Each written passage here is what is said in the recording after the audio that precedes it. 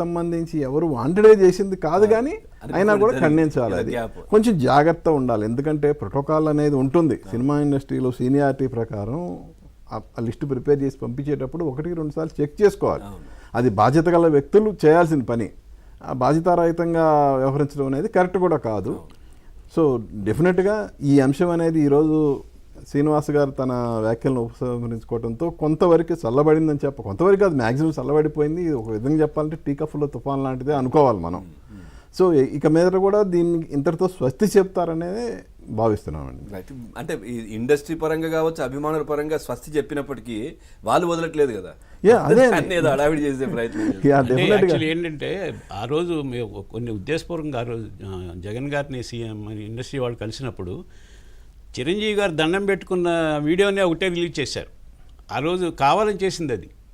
ఇప్పుడు ఇండస్ట్రీని అంతమంది ప్రముఖులు, హీరోలు, దర్శకులు వెళ్ళినప్పుడు వేరే మాట్లాడిన వీడియోలు ఏం కాకుండా చిరంజీవి గారు ఏదో వేడుకున్నట్టు చేసినట్టు ఆ వీడియోని రిలీజ్ చేయడం అనేది నిజంగా ఆ రోజు అందరూ విమర్శించారు కూడా. అది వాళ్ళు రిలీజ్ చేశారు, కావాలని రిలీజ్ చేశారు, వాంటెడ్గా రిలీజ్ చేశారండి ఆ వీడియోని. అంటే మామది పై చేయి అంటే ఇండస్ట్రీ హీరోల కంటే కూడా మేమే గొప్ప అనే ఒక అభిజాతి ఉంటారు చూసారా, దాన్ని ప్రదర్శించుకోవడానికి ఆ విషయం మీద ఇండస్ట్రీ వాళ్ళు కూడా చాలా మంది ఫీల్ అయ్యారు.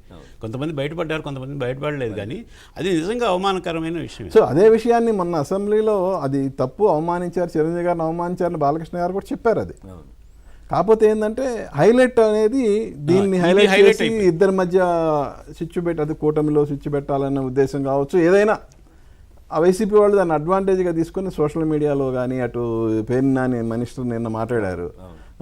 మరి ఇదే ఆయన చిరంజీవి గారు ఈ హీరోలందరూ వెళ్ళి కలిసిన తర్వాత మాట్లాడవచ్చు, ఆయన కూడా అప్పుడు ఎందుకు మాట్లాడలేదు, నిన్న ఎందుకు మాట్లాడారు? సో ఇవన్నీ ఇదన్నీ రాజకీయ ప్రయోజనాల కోసం ఆడే డ్రామాలండి, అంతే.